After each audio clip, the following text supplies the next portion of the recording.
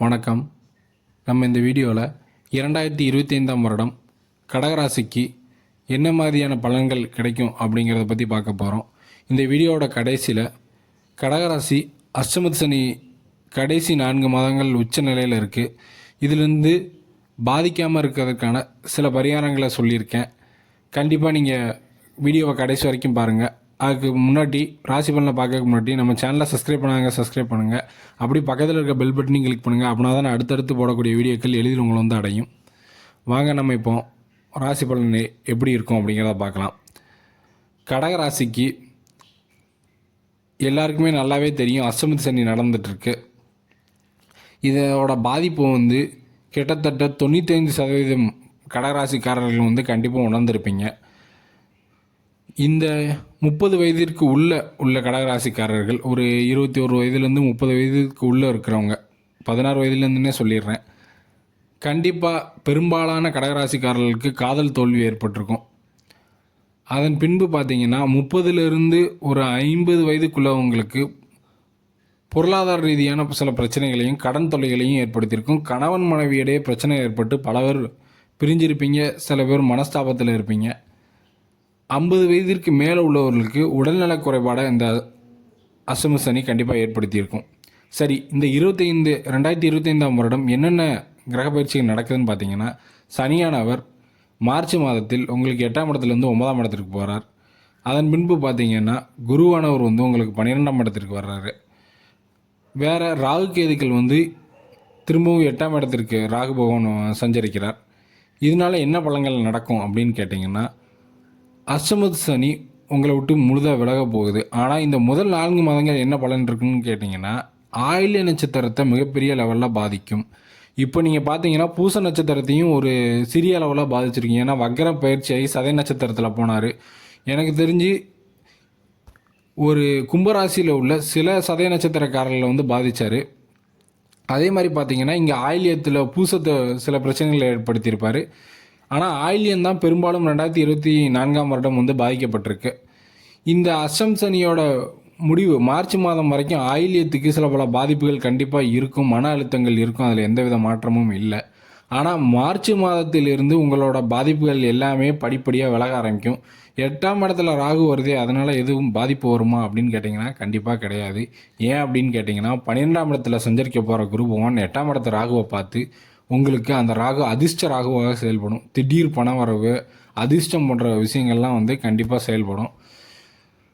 அதன் பின்பு பார்த்தீங்கன்னா 9ஆம் இடத்துல வரக்கூடிய சனி பகவான் வந்து எந்த விதமான பிரச்சனைகளை ஏற்படுத்துவார்னு பார்த்தீங்கன்னா, 8ஆம் இடத்துல இருந்த மாதிரியான எந்தவித பிரச்சனைகளையும் 9ஆம் இடத்துல அவர் ஏற்படுத்த மாட்டார். உங்களுக்கு கடகத்துக்கு எந்த பிரச்சனையும் இல்லை.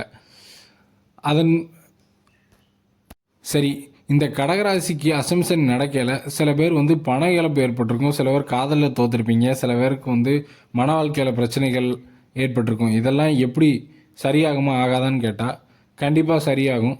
ஒரு சில பேருக்கு அவங்களோட தசைகளில் வந்து லக்னத்திலிருந்து 6ஆம் இடத்து 8ஆம் இடத்து அதிபதிகளோட தசையோ 6ஆம் இடத்துல 8ஆம் இடத்துல இருக்கிற கிரகங்களோட தசையோ நடக்காமல் இருந்தால் கண்டிப்பாக அந்த பிரச்சனைகள் எல்லாமே சரியாகி நீங்கள் கணவன் மனைவி ஒற்றுமையாக இருப்பீங்க. உங்களோட சுய ஜாதகத்தை கொஞ்சம் பரிசோதனை பண்ணி பாருங்கள்.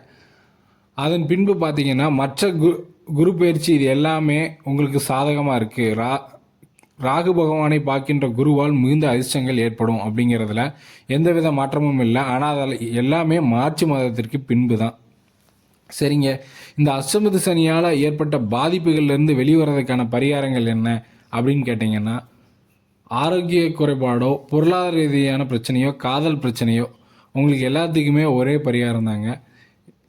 சனி பகவான் எந்த ஒரு கிரகத்தையும் அந்த கிரகங்களோட ஸ்தலம், அந்த கிரகங்களோட தானியம், உலோகம், இதை வச்சு தான் பரிகாரம் பண்ணலாம். நீங்கள் என்ன பரிகாரம் பண்ணுங்கன்னா, உங்களுக்கு முதல் பரிகாரமாக நான் சொல்கிறது ஸ்தலம். முடிஞ்சால் திருநள்ளாறு கோவிலுக்கு வந்து போயிட்டு வாங்க. அப்படி இல்லைன்னா உங்கள் வீட்டில் அருகில் உள்ள நவகிரகத்தில் உள்ள சனி பகவானை சனிக்கிழமை காலையில் 6லிருந்து 7 அல்லது இரவு 8லிருந்து 9 இந்த டயத்தில் போய் வணங்குவாங்க. ஏன் இந்த டயத்தை நான் சொல்கிறேன்னா, 6 to 7ங்கிறது சனி ஹோரங்க, நைட்லேயும் 8 to 9ங்கிறது சனி ஹோரம் வரும் சனிக்கிழமை. இந்த சனி ஹோரையில் போய் நீங்கள் எல் தீபம் எடுத்துகிட்டு போங்க. நீங்கள் நைட்டே வந்து ஒரு எல்லை வந்து ஒரு துணியில் முடிஞ்சு வச்சு அந்த எல்லை வச்சு தீபம் போடுங்க சனீஸ்வரர் முன்னாடி. அதன் பின்பு பார்த்தீங்கன்னா பைரவர் வழிபாடு, அஷ்டமி அன்னைக்கு பைரவர் வழிபடுறதும் வந்து நீங்கள் இழந்ததையெல்லாம் மீட்கக்கூடிய அமைப்பு. உங்களுக்கு பண விஷயமாக இருந்தாலும் சரி, காதல் தோல்வியாக இருந்தாலும் சரி, உடல் ஆரோக்கியமாக இருந்தாலும் சரி, இந்த 2 விஷயங்களை பண்ணாலே வந்து உங்களுக்கு பெரும்பான்மையான அளவு வந்து பிரச்சனைகள் ஏற்படுறத குறைக்கலாம். நீங்கள் இழந்ததை மீட்கிறதுக்கான வாய்ப்புகளும் கிடைக்கும். அது மாதிரி பார்த்தீங்கன்னா உடல் ஊனமுற்றவங்களுக்கு வந்து சனிக்கிழமை வந்து ஏதாவது தானம் பண்ணுங்கள். அவங்களுக்கு தேவையான பண உதவியோ அல்லது ஆடைகளோ, கருப்பு நிற ஆடைகளோ கொடுங்க.